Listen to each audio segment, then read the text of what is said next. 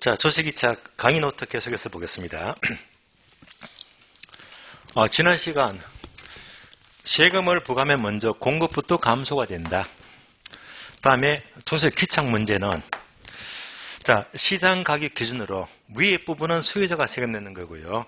아래 부분은 공급자가 세금을 낸다. 자, 요건 다시 보시면 만약 수요고세는 이렇게 있잖아요. 이렇게 있죠. 얘가 만약 이렇게 움직인대요. 이렇게. 가파라졌죠. 가파라지면 빚금직이 더 많아지고 있잖아. 그래 되면 이제 수요자가 세금을 더 많이 내게 되잖아요.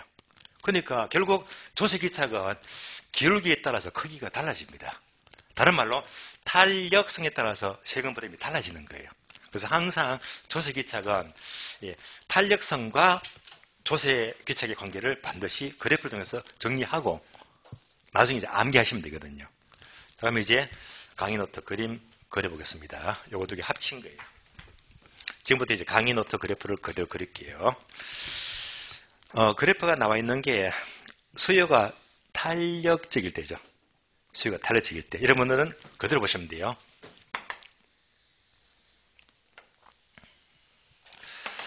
자, 수요가 탄력적일 때.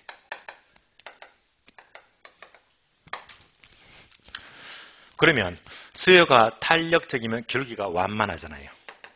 기울기가 좀 완만하다. 상대적으로 공급은 좀 가파라요.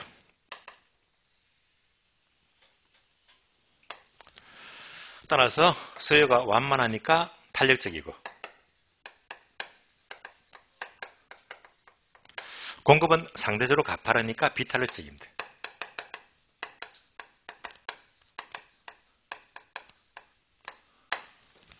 여기서 이제 시장 원리가 결정이 돼요. P0, Q0.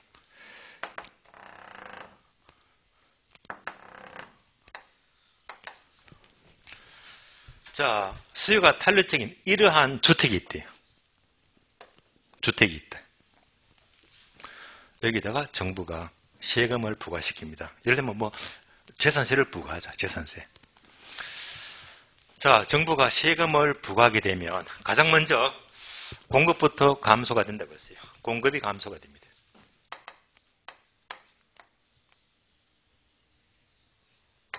세금을 부과하는 만큼 공급이 이만큼 감소가 돼요.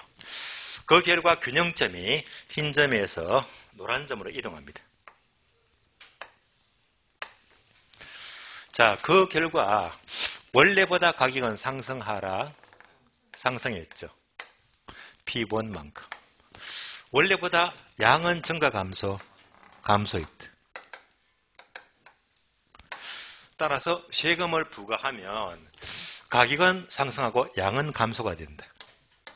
따라서 가격은 상승하고 양은 감소가 된다. 그러니까 그래프에서 다 나온 겁니다. 조세 효과는.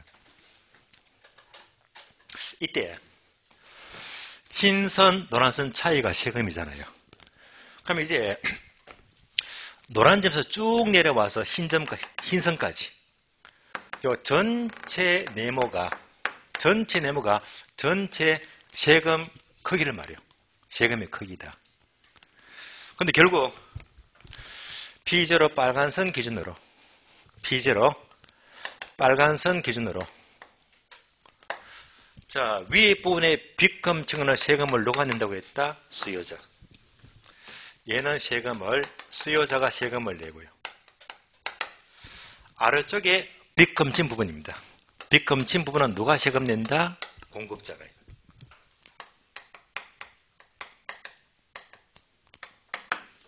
그럼 끝났습니다. 따라서 수요가 탄력적일 때 세금을 부과하니까 수요자가 세금을 작게 냈지. 공급자가 많이 내고 있잖아요. 여기까지가 지금 강의 노트 그림입니다. 자, 그래서 여기까지 보시면서 우리 시험은 그래프가 시험에 안 나온다고 잖아요.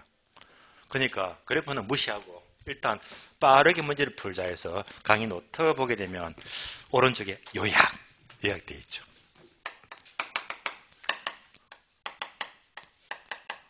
이걸로 무조건 문제를 풀자. 따라서 탄력성과 그대로 보시면 돼요. 조세기책입니다.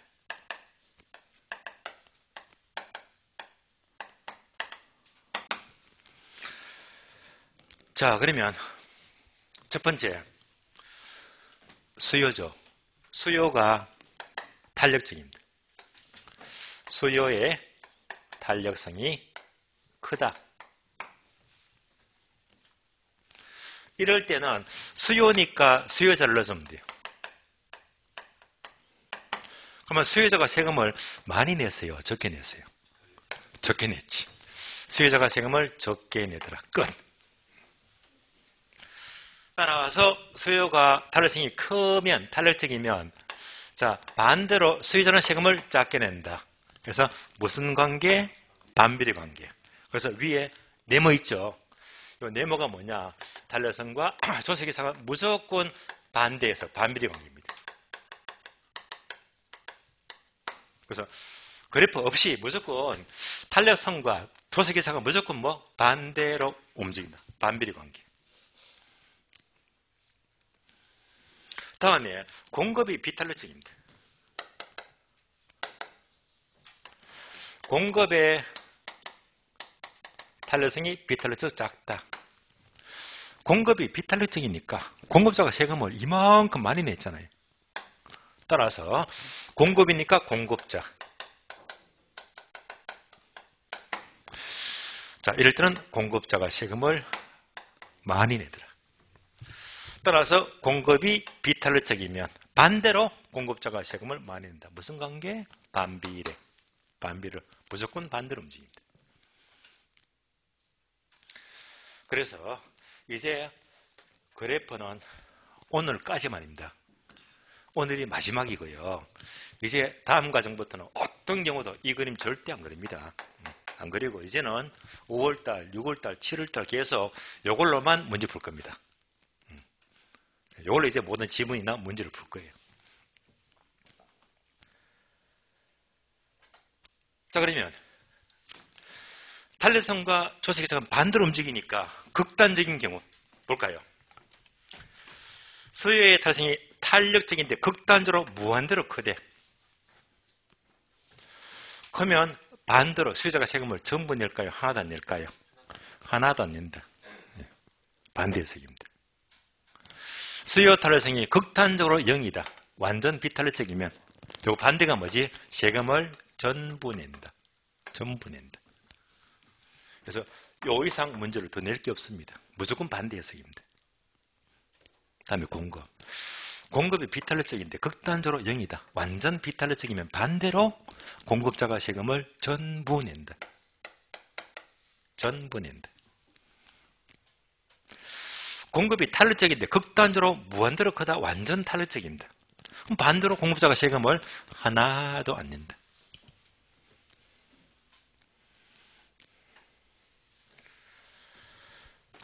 그래서 지문이 몇 가지 있겠습니까? 하나, 둘, 셋, 하나, 둘, 셋. 모든 경우수는 6가지. 요 지문입니다.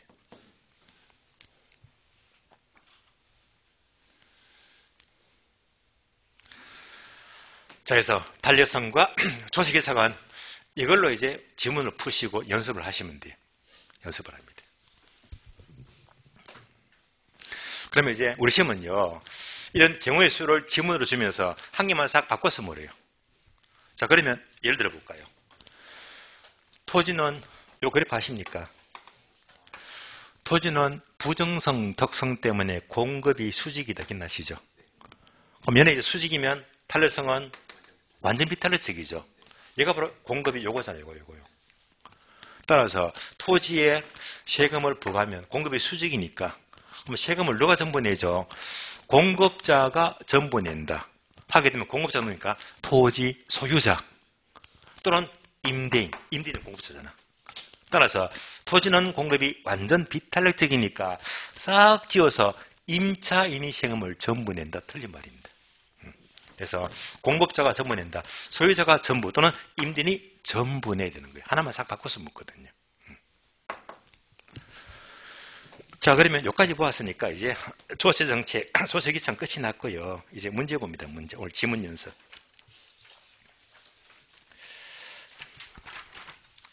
자, 7번까지 풀었습니다. 그럼 8번, 9번까지 두 문제 봅니다. 자, 8번에 의외로 많이 나왔습니다. 부동산 관련 조세 30회, 31회, 32회. 얘는 학교는 문제가 아니죠. 세법 문제. 여러분들 이제 세법 문제 한 두 바퀴 돌아갔으니까 기본적인 단어 떠오르시겠죠. 표를 보시면 보유 단계, 취득 단계, 처분 단계. 그러면 취득 단계를 보게 되면 국세가 상속세, 지방세는 취득세. 기본적인 내용이잖아요.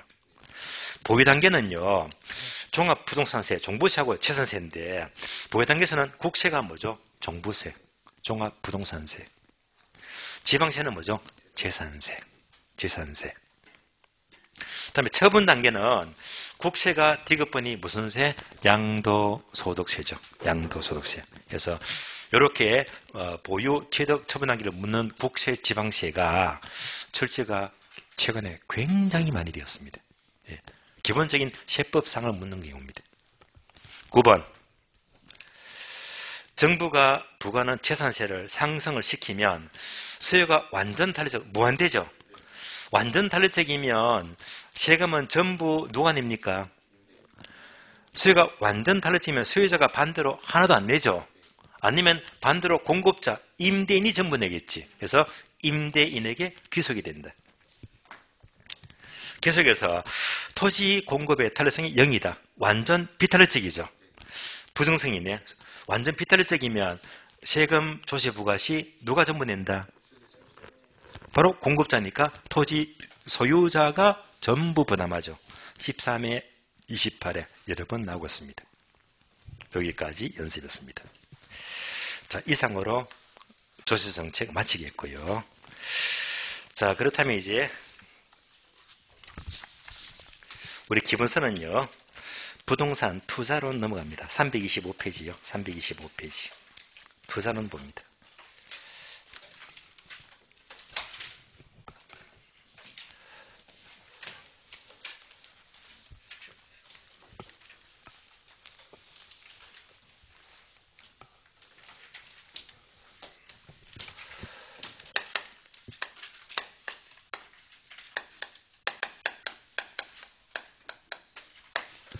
자, 부동산 투자는 주로 우리 시험은 일반적으로 6문제에서 7문제가 출제가 돼요. 아주 핵심 단어입니다. 유의할 점은요. 계산 문제가 필수가 돼요. 계산 문제. 계산 문제는 언제나 두 문제는 무조건 나와요. 그러면 주로 계산 문제는요. 두 문제에서 세 문제가 나오는데 제가 보기에 계산 문제 좀 여유있게 세 문제 점 보시고 준비하는 게 좋을 것 같아요. 두 문제는 무조건 나오니까. 자, 투자하게 되면 목차부터 보겠습니다. 목차. 첫 번째, 투자의 의의부터 공부한다. 얘는 거의 출제가 안 돼요. 의의. 여기서는 부동산 투자가 무엇이냐, 투기가 무엇이냐, 투기의 개념을 간단히 비교합니다. 근데 여러분들은 시험이 강요되기 때문에 이것은 뭘 공부하느냐? 부동산 투자에서 장점이 있죠. 다 필요 없어. 다 버리시고.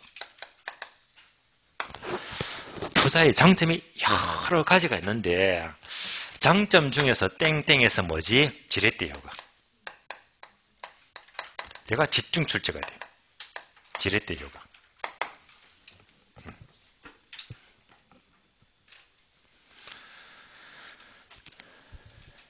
다음에 지렛대가 말고도 추가적으로 이걸 공부하게 되면요. 또 계산 문제. 바로 지분 수익률 계산 문제. 지분 수익률 계산 문제. 사실상 의의에서는 이것 두 가지가 집중적으로 출제되고 나머지는 별로입니다. 이거 두 개 집중하시고요. 두 번째, 부동산 투자의 위험과 수익입니다.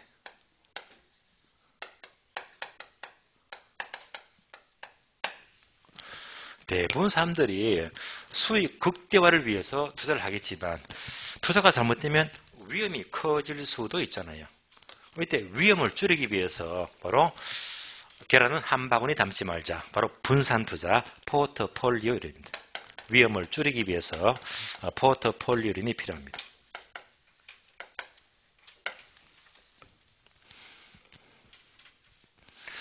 네 번째는요. 난코서죠. 어려워요. 바로 화폐의 시간적 가치입니다.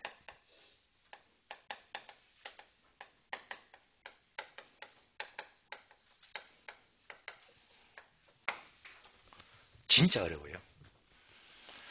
그래서 포트폴리오는 참고로 제가 1월달, 2월달 기본 이론, 기본 강의 때 설명을 다 드렸고 빠짐없이. 그러면 이제 분명히 말씀드렸지만은 3월 4일 때는 얘는 일단 건너뛰고 설명 다 들었으니까 지난 것도 참고하셔야 됩니다. 그럼 이제 다음 주부터는 얘를 볼 거예요. 3월, 4월달 얘를 전부 다 정리해야 됩니다. 굉장히 어렵습니다. 마지막으로 다섯 번째, 구체적인 부동산 투자 분석 기법입니다.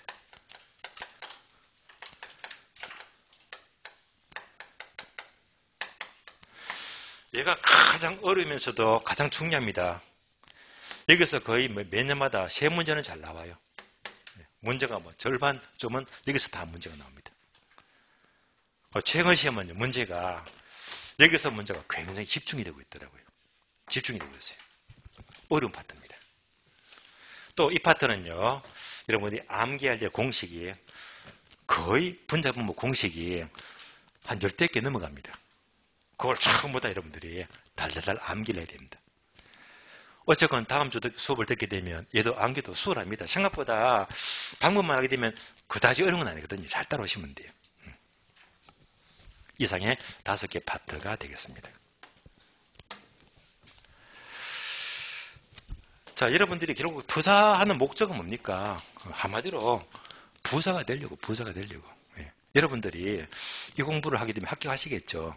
중개실무 하실 거잖아요. 중개실무 하게 되면 결국 부자가 되려고 이 자격증 공부하는 거잖아요. 목적은 부자입니다. 부자. 예. 그래서 합격하시면 제가 누차 강조하지만 절대 중개만 하지 말자. 중개만 하면 돈 못 봅니다. 주변 돈 번 사람 별로 못 봤어요. 예. 중개하면서 내 돈 가지고 종잣돈 가지고 내가 재테크를 해야 됩니다. 경매도 하고 땅도 사고 금매도 사고 내가 투자해야지. 그런 분들이 돈을 많이 벌었더라고요. 예. 여러분들이 앞으로 합격했다 하면요, 중개 실무보다 여러분 스스로 실력을 쌓아야 됩니다. 예. 그러니까 내가 투자하기 위한 여러 가지, 다시 말하면 경매, 공매까지 공부하시면 좋아요. 또는 토지, 상가 공부, 공부할 게 되게 많습니다. 제가 웬만하면 실무책은 소개를 잘 안 하는 편인데 오늘은 제가 실무책을 한번 들고 왔어요. 가장 신간입니다. 얼마 전하고 제가 구입해서 읽었는데요. 책 제목이 대체 불가 토지 투자법.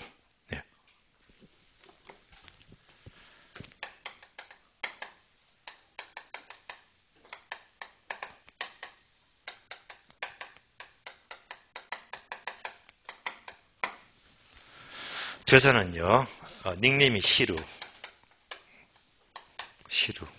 그래서 저자 본명은요, 양씨네요. 양안성.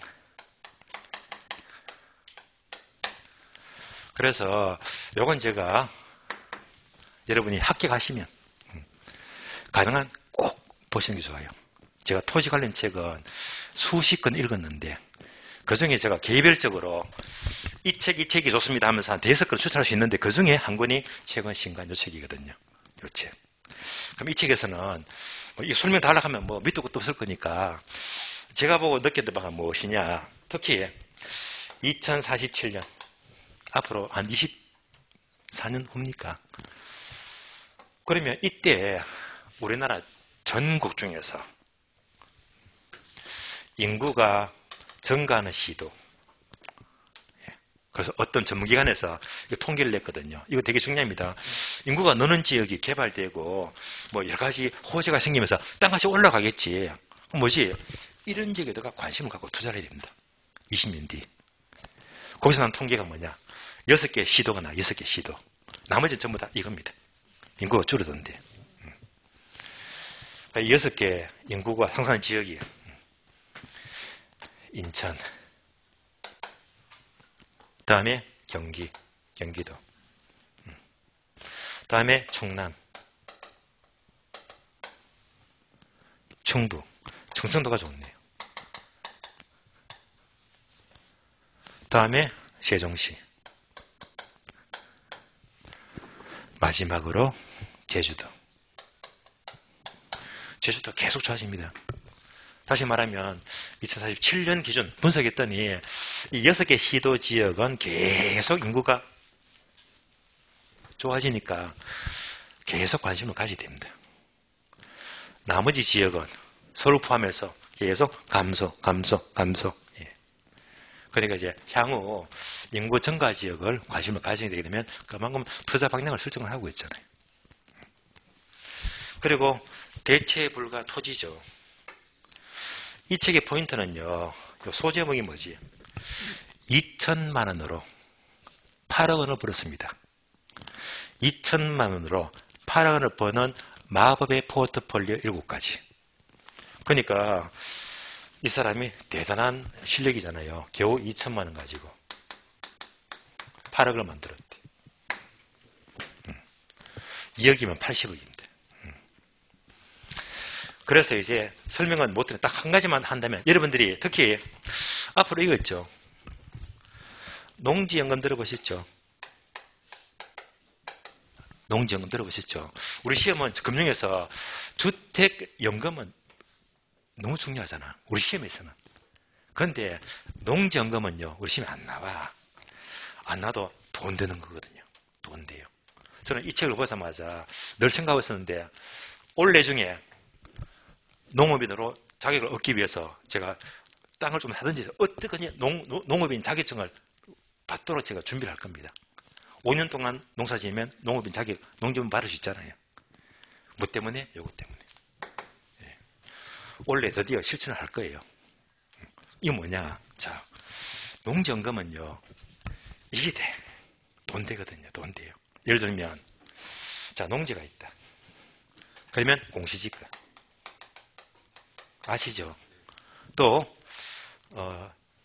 얘가 감정가격. 보통 공시지가보다는 감정가격이 훨씬 더 높아요. 그렇잖아요. 예. 그러면 공시지가 100%, 감정가 90%입니다. 예를 들면 공시지가가 농지가 3억이다. 3억. 감정가격이 5억이 될 수 있잖아요. 이럴 수 있죠. 그러면 이제 5억에 90%가 얼마입니까? 4억 5천이죠. 90%니까 곱하기 0.9 하게 되면 4억 5천입니다. 그럼 둘 중에 높은 게 뭡니까? 4억 5천이지. 둘 중에서 높은 금액 기준. 뭔지 아시겠죠? 그래서 농지 가치를 이렇게 따져가지고 요 높은 금액 기준입니다. 여기서부터 연금 타거든요. 연금.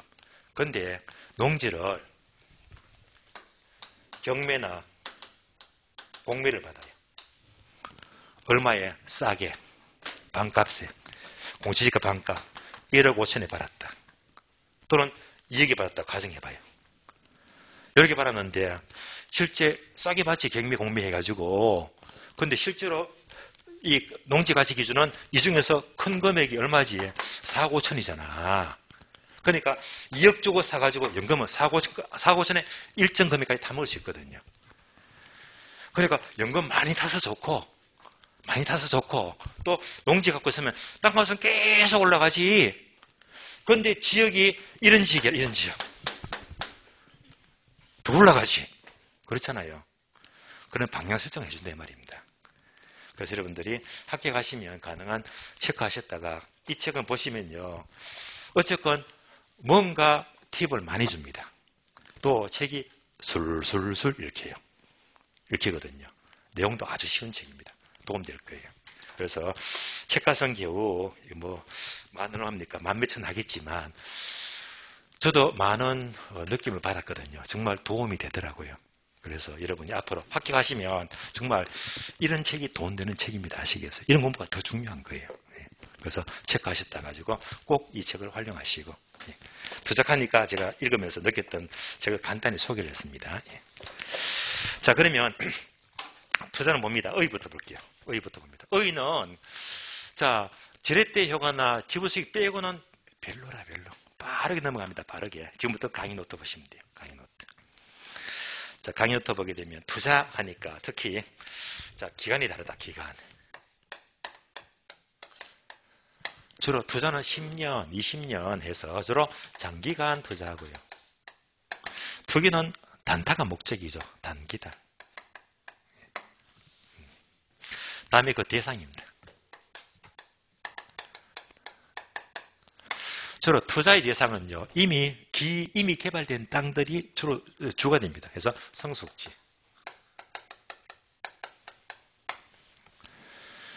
반면에 상대적 투기는요, 아예 개발 안 된 땅, 미성숙지.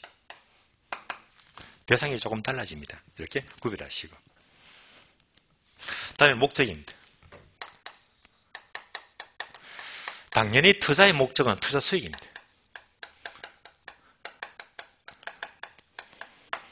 그러니까 주로 수익을 얻기 위해서는 주로 이용하더라.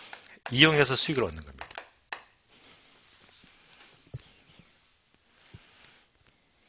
반면에 투기는요, 다만 사고 팔고 양도 차익이 목적입니다.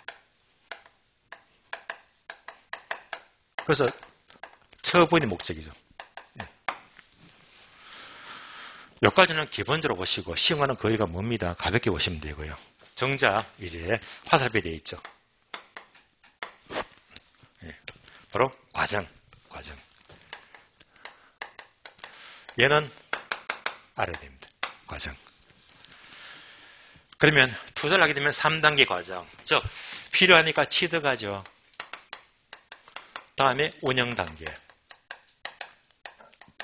그리고 처분하자. 3단계를 거치게 됩니다. 이때 운영한다는 게 바로 사용과 수익을 말해요. 사용 수익이다. 따라서 투자를 하게 되면 사용, 수익, 처분이 모두 가능합니다. 그런데 투기는 취득하죠. 운영 단계가 X 없다. 바로 싸게 사서 비싸게 파는 처분만이 목적이다. 운영 단계가 없다. 요거는 알아야 됩니다.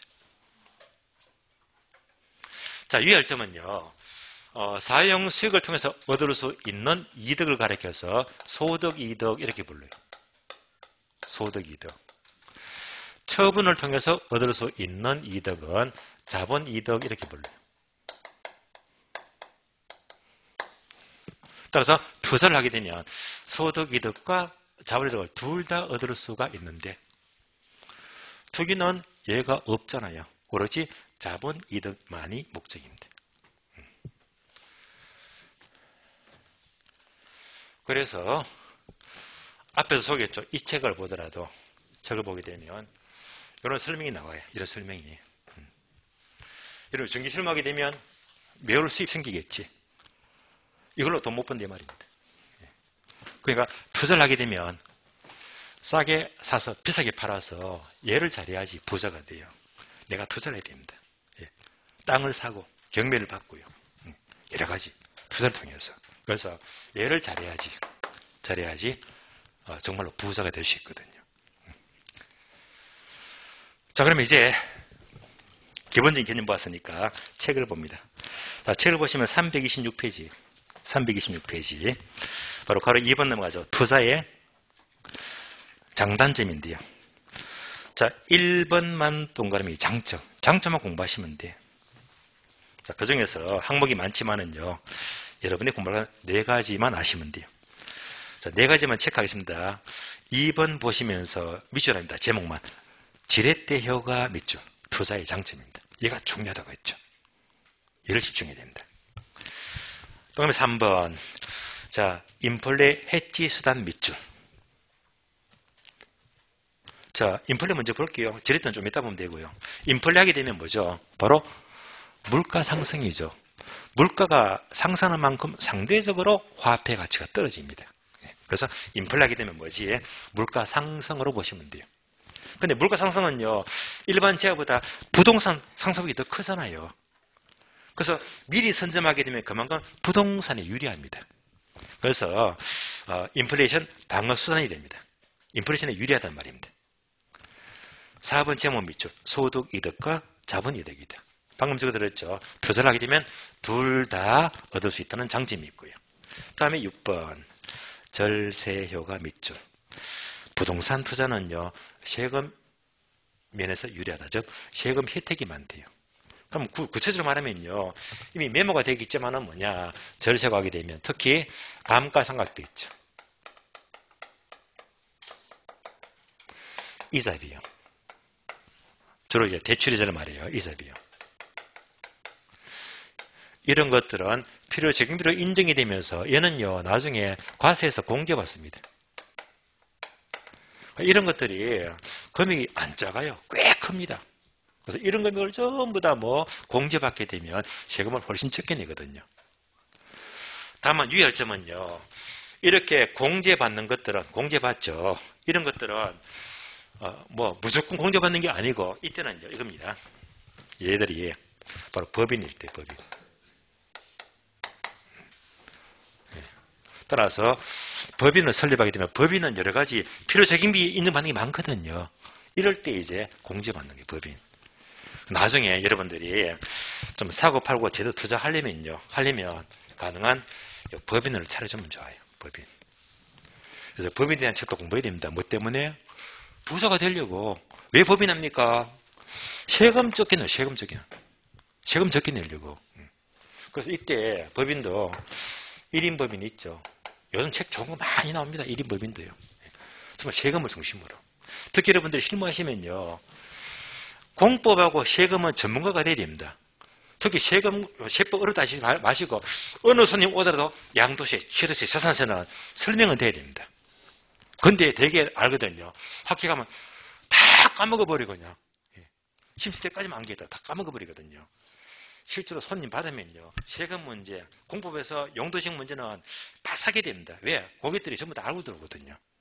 거기서 대응 못해버리면 점수가 확 떨어지잖아.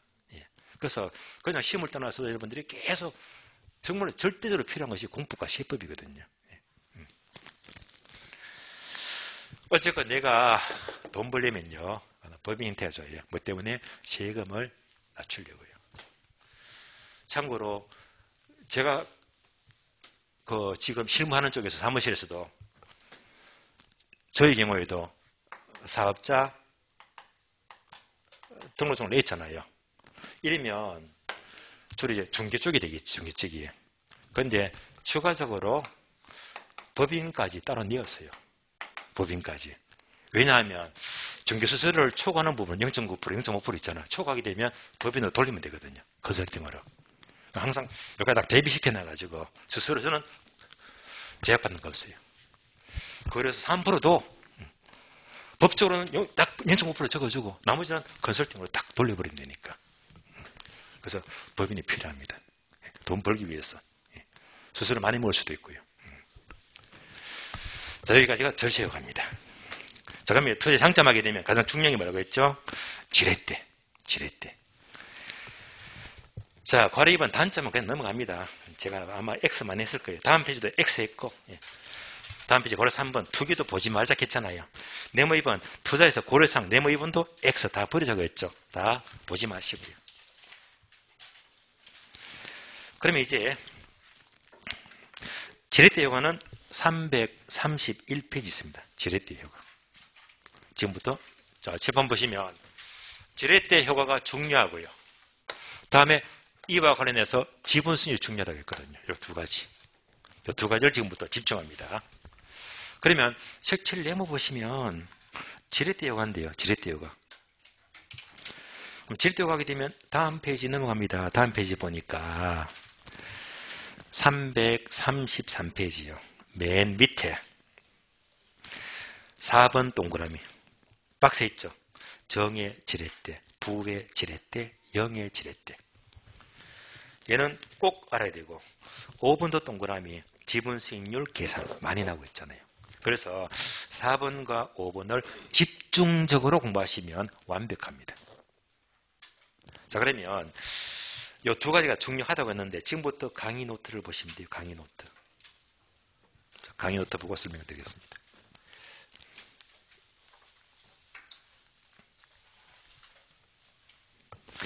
강의 노트 보시면 지렛대에 갑니다.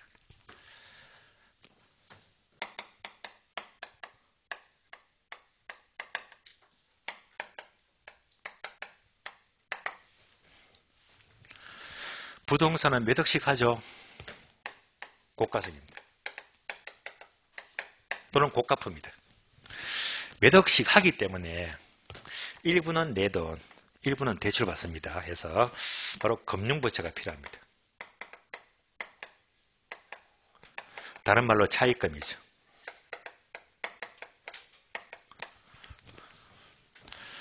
은행에 빌려서 이에 따른 산출의 효과를 지렛대라고 불러요. 산출의 효과이다. 이렇게 나와 있죠. 그럼 이때 종류가 세 가지인데요. 세 가지 구분되어 있죠. 첫 번째, 정의 지렛대, 부의 지렛대, 그 다음에 중립적 지렛대, 다른 말로 영의 지렛대. 이렇게 강의 노트가 나와 있잖아요.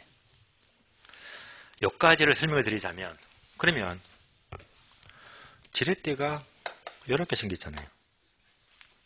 지렛대는 아주 무거운 짐을 들기 위해서 약간의 힘을 주는 거잖아요. 이때 약간의 힘을 준다는 것이 바로 요거죠. 차입금. 은행에서 돈 빌리죠. 차입금입니다. 그래서 1억 원을 투자하는데 5천만 원 내 돈 투자하고 나머지 5천만 원을 은행에서 빌리자.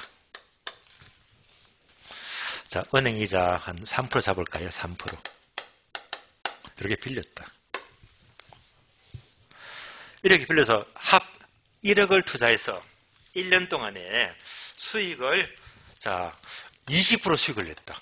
이야, 멋지게 투자했네요. 이만큼 수익을 내어서 은행이자 3% 주고도 내가 크게 먹었잖아요. 얘가 뭡니까? 바로 정의 지렛대입니다. 그래서 일반적으로 지렛대는요, 정의 지렛대를 가리킵니다. 그런데 거꾸로 이렇게 투자해서 1년 동안에 수익을 냈는데 수익이 겨우 1%밖에 안 돼. 요거 은행 이자도 안 되잖아요. 이때는 오히려 손해봤잖아요. 손해봤다. 얘가 바로 마이너스 부의 지렛대가 돼요. 지렛대가 없는 경우는 바로 영의 지렛대가 되고요. 세 가지를 비교합니다. 그럼 이제 강의부터 보게 되면 이제 정의 지렛대 하니까 단어가 3개 나오죠. 첫 번째 단어가 네모가 되어 있죠. 얘가 바로 이겁니다. 지분 수익률. 아주 중요합니다. 그래서 그대로 옮겨서 본다면, 자, 지분 수익률. 다음에 총수익률. 다음에 저당 수익률입니다.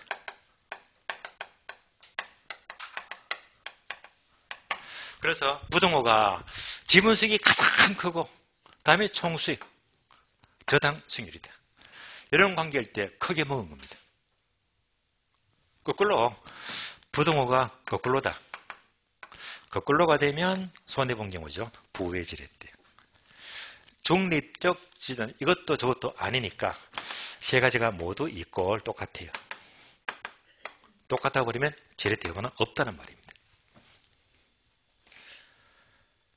그럼 예를 들면, 자, 만약 은행에서 돈을 빌려주는데, 보통 요즘 금리가 올라가죠. 3%, 4% 올라가지만 은행에서 2%로 빌려주겠대요.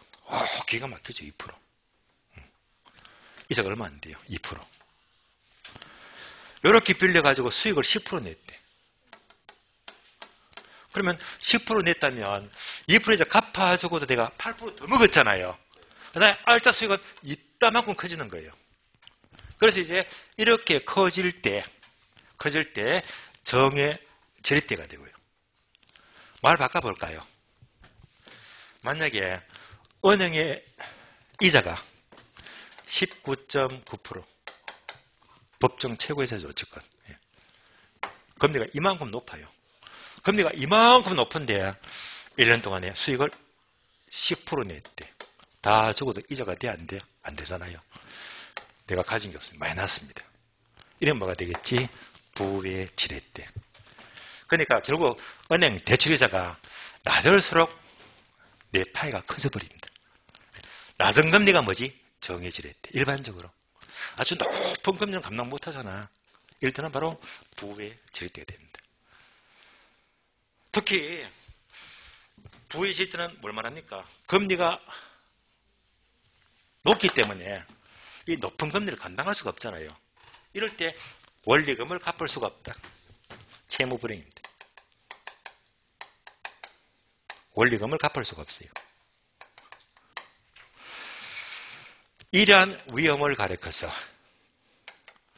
바로 금융적 위험이라고 불러요. 금융적 위험. 여기까지 연결이 됩니다. 자, 세 가지 경우를 봤고, 그러면 우리 시험은요, 얘를요, 말로 풀어서 물어요. 연습. 이렇게 납니다. 저당 수익률보다 총 수익이 높은 경우는 정의 지렛대. 맞잖아요. 근데 이거 바꿔서 물어버리면 또 틀린 말이 되겠지. 그래서 셋 다 안 묻고 요렇게도 묻더라 해서 얘라고 한다. 그래서 이런 것들은 문장으로 묻습니다. 문장으로. 자, 결국 지렛대는 무엇을 크게 만들어요? 지분수익률. 얘는 항상 계산 문제가 중요하다. 계산 문제. 계산 문제가 엄청 많습니다. 계산 문제. 그래서 지분수익률 하게 되면 공식부터 떠올리죠. 공식. 자, 공식이 강의 노트 박스 있죠. 박스. 그대로 옮겨봅니다. 지분수익률 하게 되면 분모가 지분 투자액이고요. 분자가 전체 순수익에서 이자 빼죠. 이자 비용 빼고 플러스 가격 상승입니다.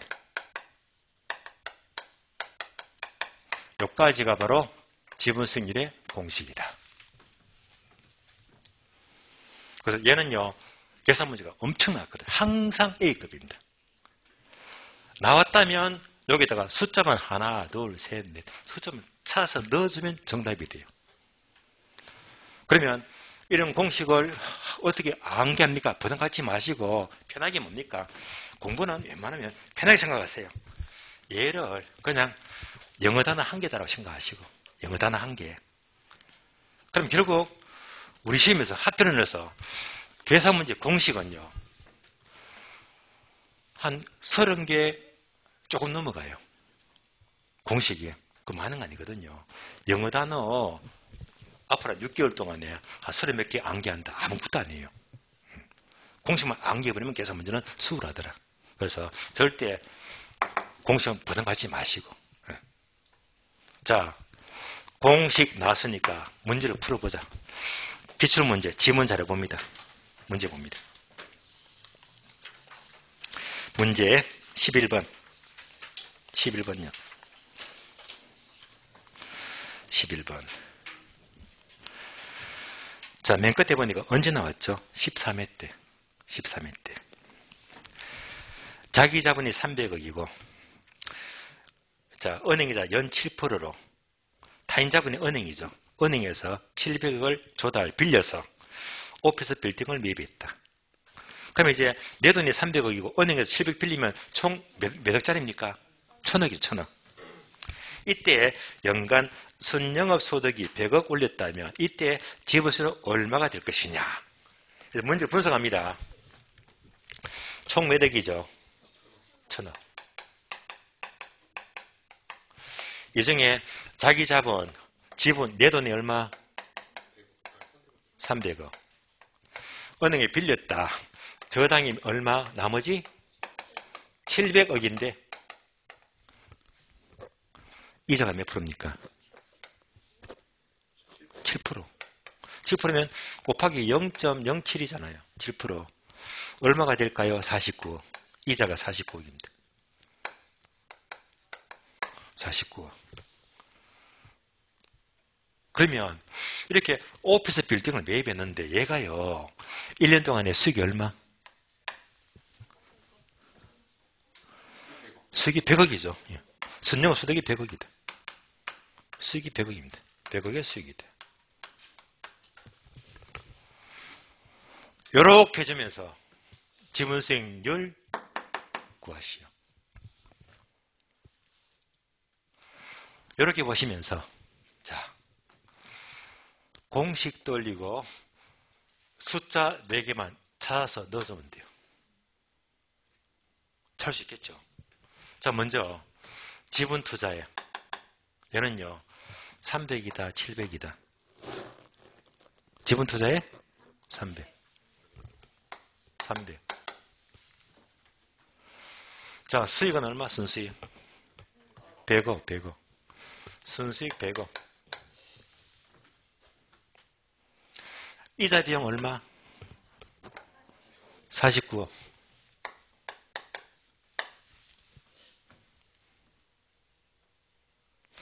가격 상승 얼마? 재료가 없죠? 이런 재료가 없다 하면 뭐지? 0이다. 없으면 재료가 돼요. 다 풀었네요. 계산만 남았습니다. 분모가 300이 되고요. 얘가 얼마? 51. 계산할 수 있죠? 얼마 나온다? 0.17. 정답 17%. 17%. 따라서 여러분들이 풀어야 될 계산 문제는 공식 딱 정해놓고 숫자가 딱 나온다. 따박 넣어버리면 답이 나오거든요. 이런 문제는 여러분 풀어야 됩니다. 뭐 한참 머리 굴려가지고 막 응용하는 문제 있잖아요. 그런 문제는 못 풀어요. 정확한 틀이 잡힌 계산 문제를 풀어야 됩니다.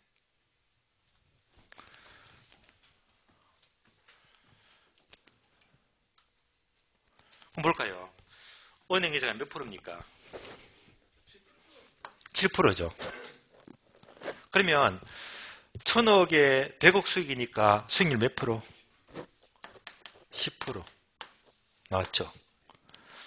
그러니까 은행이자 다 갚아주고도 내가 결국 얼마 먹었다? 17% 먹었잖아요. 세계 수익률이 나왔네. 숫자 넣어보자. 저당 수익, 은행 이자 몇 프로? 7%. 총 수익 몇 프로? 10%. 지분 수익 몇 프로? 17%.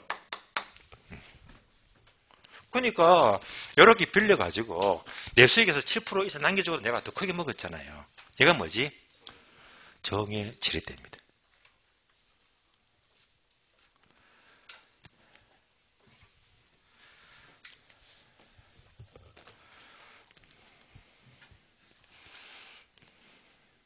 자, 추가로 자, 강의 노트 계산 문제 봅니다. 계산 문제 보니까 여기까지 풀었잖아요. 추가 자료 추가.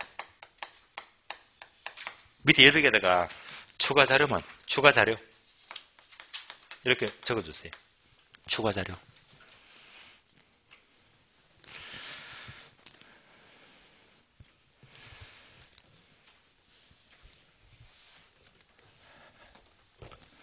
추가 자료가 뭐냐? 가격 1년 동안의 가격 상승이 3억이다. 끝. 얘가 무슨 말이죠? 1000억짜리가 1년 뒤에 얼마 올랐다? 3억 올랐잖아요. 이건 내 수익이지요. 그런데 알짜 지분 수익에 들어가야 됩니다. 이런 자료 요즘은 계속 줍니다.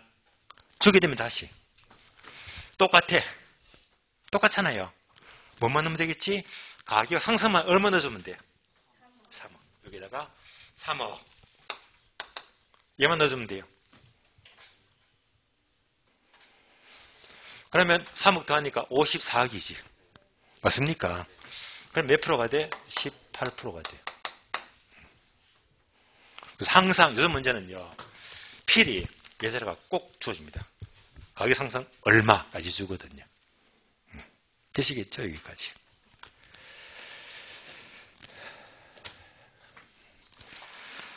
자, 일단 여기까지 지렛대와 지분수익률 계산 문제까지 보았습니다. 그러면 자, 일단 시간이 넉넉치가 않으니까 10분은 못 쉬겠고 5분만 쉬었다가 나머지 수업은 자, 330페이지 투자의 위험부터 보도록 하겠습니다. 쉬겠습니다.